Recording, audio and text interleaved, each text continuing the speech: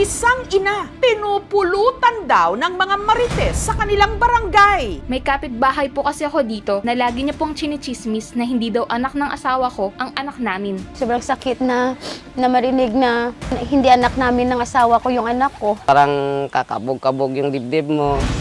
Dahil dito, humingi siya ng tulong sa aming programa. Dahil gusto ko po isampal sa mukha ng chismosa kong kapitbahay kung ano ang katotohanan. Pag nag-aaway po kami, Pero sa aming interview, may mga bagong impormasyon na lumabas. nagchat-chat po ako sa mga foreigner para pang Mas nabiyan ka na hindi ko tunay yung anak. Ayan, parang kinukurinte yung katawan ko. masakit po yung galing mismo sa asawa mo yung panghihinala.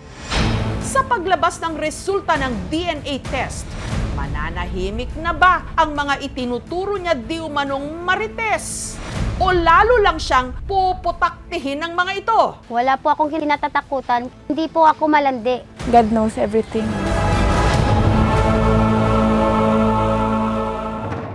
Dito sa Paterno Street sa Oton, Iloilo, nakatira si Emily. At ang naiipit daw sa gulong ito, ang 9 na taong gulang niyang anak na itago natin sa pangalang Jane. Yung anak ko maputi, tapos yung asawa ko daw sobrang itim daw. Kulay lang po talaga yung binabasihan nila. Sabi nila maganda raw yung anak ko at pangit daw yung asawa ko. Tahimik lang ako pero masakit sa dibdib ko. Sa paglaki ni Jane, mas lalo raw umugong ang mga kwento-kwento na ang bata hindi tunay na anak ng mister ni Emily. Lagi na ako tinatanong kung gabi bakit na sinasabi nila pa na hindi mo ako anak.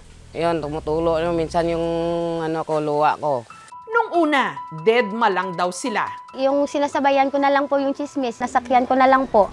Pero sa pag-usad ng panahon, Kasi lumalaki na siya nagkakaroon na siya ng isip. Balang araw, baka pag hindi namin napatunayan na anak siya ng papa niya, baka marami siyang itatanong sa akin. Sobrang sakit po. Yung bang pakiramdam na okay lang yung ako masaktan, wag lang yung anak ko. Yung bang pakiramdam na yung hindi niya kayang ipagtanggol yung sarili niya. Mali siyang biro nakaka-decrease siya ng social emotional ng isang bata. Kinakailangan ang mga magulang maingat kung paano nila ina-handle ang behavior ng mga bata. pero sino naman kaya ang pasimuno ng isyong ito kay Emily? Galing po yung chismis sa mga kapitbahay ko po. Lahat po sila, yun po yung sinasabi sa akin tuwing nag-aaway kami po. Ang isa sa madalas makatalo ni Emily, pumayag magpa-interview sa kondisyong itago ang kanyang pagkakakilanlan. Tawagin natin siyang Ana. At ang pinag-ugatan daw ng latest na alitan nila ni Emily, isang speaker. January nga nag-video kay friend ko da sa Tubang Balay. Nag-ayo siya sa ako na hulamon niyang speaker. So ginpahulam ko kay birthday sang bata iya. Para sa birthday na ng anak ko yan, ha? Yung akala ng anak ko, amin, kaya iniyakan niya. Sabi ng nanay ko, yung Bluetooth speaker niyo andun sa bahay niyo. Kinuha yung Bluetooth speaker, dala-dala niya, tapos pinatugtog niya. So nung narinig ng kapitbahay, nagwala na siya. Balaan nyo nga may birthday nga ang need nyo pa magpa-music mas todo pa sa birthday celebrant. Wala naman po akong alam kasi yung anak ko naman yung nagpatugtog. Hindi ka mo kabalo magsaway nga patya na anay kay may ga video kay may ga birthday to. Di naman anak ni Moise. At ang alitan sa simpleng speaker, Ikaw nga may asawa na po. sinundan na ng mga parunggitan o gyera patani. Sinabihan niya na ako na hindi daw anak ng asawa ko yung anak ko. Tapos yung anak ko dito rin po sa loob ng bahay, napanganganga po nung narinig. Depensa naman ni Ana, nasabi lang daw niya yon matapos siyang paratangan o akusahan ni Emily. Pokpok ka. Na-shock ko. So nagsabat ko nga, nang sabi ko lang, hiyang-hiya naman ako kung sino yung tatay ng panganay mo, pangalawa, pangatlo, pero never ko pong minention ang pangalan ng bata at saka yung tatay. Nahambal ko to sa iya kay akig ako that time. Akig ako sa iya kay ginunahan niya ko. Si Emily, may mga pinablatter na mga persona dito sa barangay. Meron ding reklamo kay Emily. Hindi sa akin ang galing ang issue. Naririnig ko lang kung kanino-kanino. Maraming may alam niyan. Hindi ako nagpasimula. Mabasin sa bibig niya yan na hindi niya daw anak siya ganito, hindi daw anak ni Moises. Siya naman mismo nagsabi, kaya alam ng lahat. Hindi ko mabaton nga sa akon niya ginbaling ang wala akong ginhimo nga sala. Pero may matibay bang basihan si Ana sa sinabi niya kay Emily? Taong 2011 nung nagkakilala sina Emily at Moises, sa isang programa sa radyo sa Iloilo. Nag-on-air po yung asawa ko na naghahanap po siya ng textmate. Nakuha ko po yung number yan. Nagkamabutihan sila at makalipas lang ang isang buwan, agad silang nagpakasal. Biniyayaan ng mga anak na itinataguyod ni Moises sa pagtitinda ng balut. Hanggang sa ipinanganak ni Emily si Jane, may mga nagsabing malayo raw sa itsura ng kanyang mister. Kulay lang po talaga yung binabasihan nila. Si Moises, unti-unting naapektuhan sa mga pagdududa. Kapag naiinis ka sa akin, lagi mo na-open na hindi mo anak yung anak ko. Sige, ko paniwalaan mo, gusto mo paniwalaan. Tapos ano po, tahimik lang siya, hindi po siya sumasagot. Masakit po yung galing mismo sa asawa mo, yung panghihinala. Hinala ni Emily, ginamit ng mga nagpapakalat ng chismis sa kanya ang kanyang nakaraan. May anak na kasi siya, bago pa man sila nagkakilala ni Moises. Panganay ko po ay anak ko po sa una ko pong asawa. Buntis po ako, mga 8 months na po yun. Pag-uwi ko galing sa trabaho, wala na po siya. Tingin ni na Emily, isa raw sa pinaghihinalaang di umano, tunay na ama ni Jane, ang dati niyang textmate at ex na itago natin sa pangalang Mark. Kahit daw kasi sila na noon ni Moises, nagkita pa raw sila ni Mark. Pumunta po ako doon para sa birthday ng kaibigan ko, hindi po para sa kanya. Nabago po kami nagkita ng sinasabi nilang ex ko, 3 buwan na po akong buntis. Pakiusap ni Emily, patahimikin na raw si Mark, lalo't ilang taon na raw itong patay. Pag-aamin din naman ni Emily, may mga kachat daw siya na afam o foreigner. Hindi kita papalitan, dadagdagan kita. Pabiro lang po. Pag nag-aaway po kami, yun, paselos ko lang po sa kanya.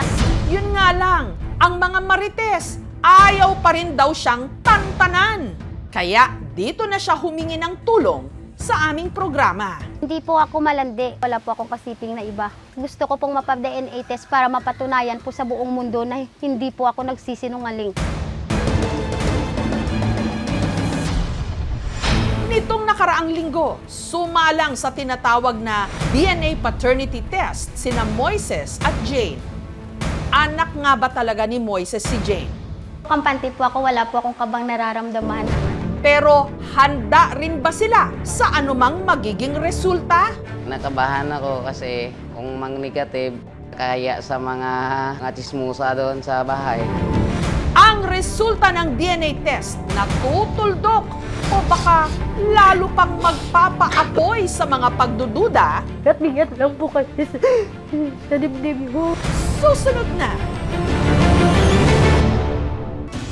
Isang ina mula Oton sa Iloilo, ayaw raw tantanan ng mga marites sa kanilang barangay. Ichinichismis na iba raw talaga ang ama ng kanyang anak na si Jane. Yung anak ko maputi, tapos yung asawa ko daw sobrang itim daw. Tahimik lang ako pero masakit sa dibdib ko.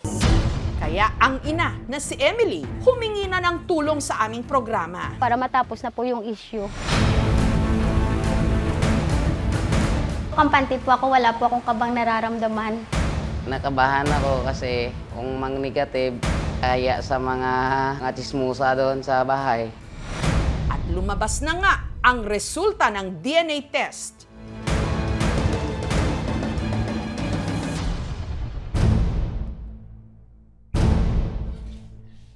Para gabayan ang mag-asawa sa pagproseso ng malalaman nilang resulta, sinamahan sila ng MSWD. Kung ano yung maging resulta, mag-negative ba yun or positive, andito po kami umulalay sa kanila. Sa pahintulot ng mag-asawa at sa koordinasyon ng DNA Testing Center, ang resulta ng DNA paternity test ni na Moises at Jane, hawak ngayon ng kagawad ng kanilang barangay na siyang magsasabi sa kanila ng resulta.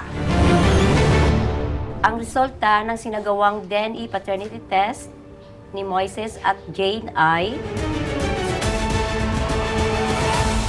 99.99%.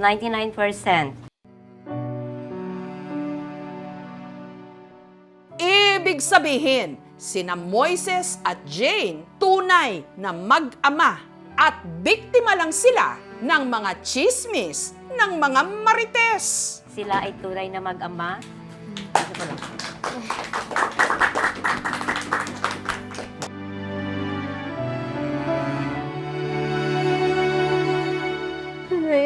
ako kasi sa ganitong paraan lang pumalilinis yung pangalan ko.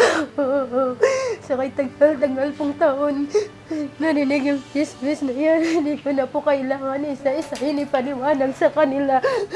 Hindi ko na po kailangan mag-explain na kahit kailan hindi ko po niloko yung asawa ko. At bigat lang po kasi sa dibdib yung huhusgahan ka na hindi man lang po nila narinig yung side mo. Dati naghihinala ako sa kanya. Masayang-masaya na rin ako po. Kaya napatunayan ko na tapat yung asawa ko sa akin, na hindi niya ako niloloko. Wala akong pakialam kung magiging positive or negative kasi hindi naman talaga yan yung main source ng away namin. Yung main source ng away namin is yung pag-uugali niya. Yung mga marites, kumbaga, na naggumagawa ng mga fake news o hindi tamang impormasyon, pwede yan silang makasuhan ng defamation or slander. Depende sa konteksto, pwede din silang kasuhan ng child abuse doon sa ginawa nilang mali at mapanakit na paninira. Madalas ginagawang biro-biro sa ilang mga bata na baka iba ang kanilang tunay na ina o ama. Tigilan na po natin ito dahil nakakaapekto ito sa mga bata. At ang the best na pangontra sa mga marites, 99.9999% DNA test!